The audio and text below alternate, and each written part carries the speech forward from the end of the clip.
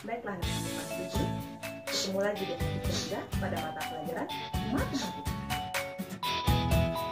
Hari ini kita akan belajar materi tentang operasi bilangan bulat yang meliputi operasi penjumlahan, operasi pengurangan, operasi perkalian, dan operasi pembagian. Nah, seperti biasa, jangan lupa siapkan alat tulis untuk mencatat poin-poin apa saja yang bisa kamu. Selamat menyaksikan ya.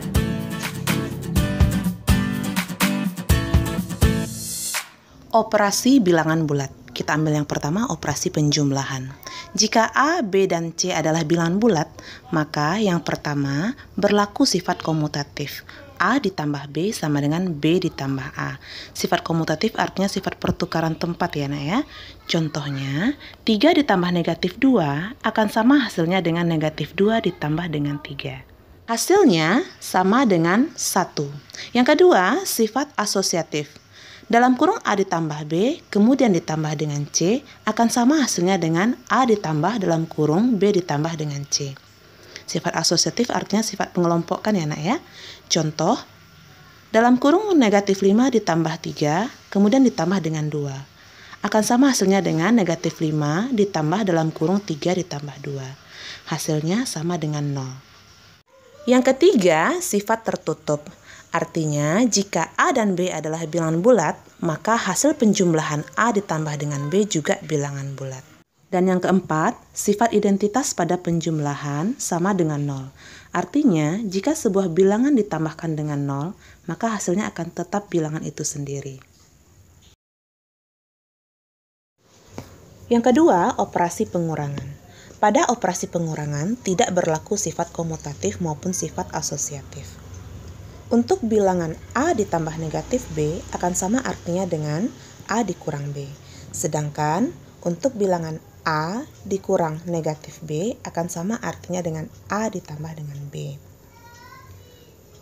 Pada operasi pengurangan juga berlaku sifat tertutup. Artinya jika A dan B bilangan bulat, maka hasil pengurangan A dikurang B juga bilangan bulat. Dan identitas pada operasi pengurangan adalah 0. Selanjutnya, yang ketiga operasi perkalian.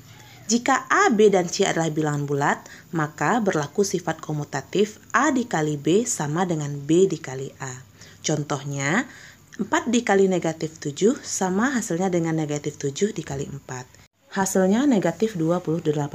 Selanjutnya, pada perkalian juga berlaku sifat asosiatif. Dalam kurung A kali B, kemudian dikali C akan sama hasilnya dengan A dikali dalam kurung B kali C. Dan yang ketiga juga berlaku sifat distributif atau penyebaran. Sifat ini terbagi dua. Yang pertama, distributif perkalian terhadap penjumlahan. A dikali dalam kurung B ditambah C akan sama dengan A dikali B ditambah A kali C. Sedangkan yang kedua, distributif perkalian terhadap pengurangan.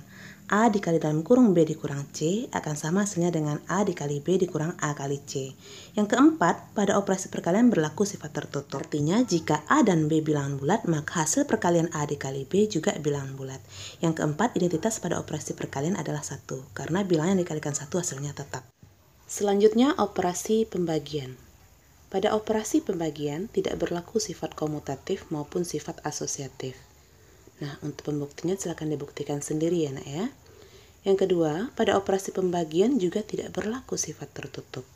Artinya, jika A dan B bilangan bulat, maka hasil pembagian A bagi B tidak selalu bilangan bulat. Yang ketiga, jika 0 dibagi dengan suatu bilangan, maka hasilnya 0. Dan untuk setiap bilangan yang dibagi dengan 0, maka hasilnya tak hingga. Contohnya, 0 dibagi dengan 5 hasilnya adalah 0. Sedangkan 5 dibagi dengan 0 adalah hasilnya tak hingga. Untuk lebih memahami materi ini, mari kita masuk contoh soal. Yang pertama, tentukanlah hasil dari negatif 4 ditambah negatif 5 dikali 3. Ada yang tahu jawabannya berapa? Ya, benar. Hasilnya adalah negatif 19. Berikut pembahasannya. Baiklah, kita lanjutkan contoh soal yang kedua. Tentukanlah hasil dari 1 ditambah 2 ditambah 3 ditambah 4 ditambah 5 ditambah seterusnya sampai ditambah 98 ditambah 99 ditambah 100. Nah, bagaimana cara menyelesaikan soal ini? Apakah perlu kita menghitungnya satu persatu? Rasanya tidak ya nak ya, karena memakan waktu yang cukup lama. Nah, kalau begitu, pada operasi penjumlahan mari kita gunakan sifat yang berlaku.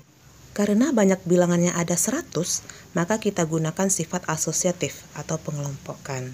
Dengan cara, kita ambil 2 bilangan, lalu kita kelompokkan, sehingga masing-masing kelompok mempunyai jumlah yang sama.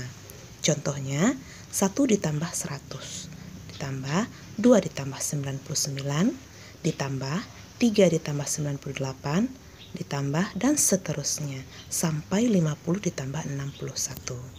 Sehingga hasilnya menjadi 101 dikali 50 kelompok pasang bilangan, yang hasilnya 5050.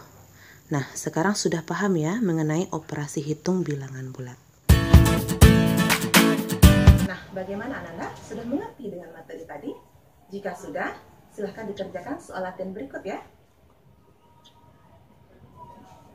Baiklah Ananda, sekian dulu pembelajaran kita hari ini. Sampai jumpa di pembelajaran berikutnya. Assalamualaikum warahmatullahi wabarakatuh.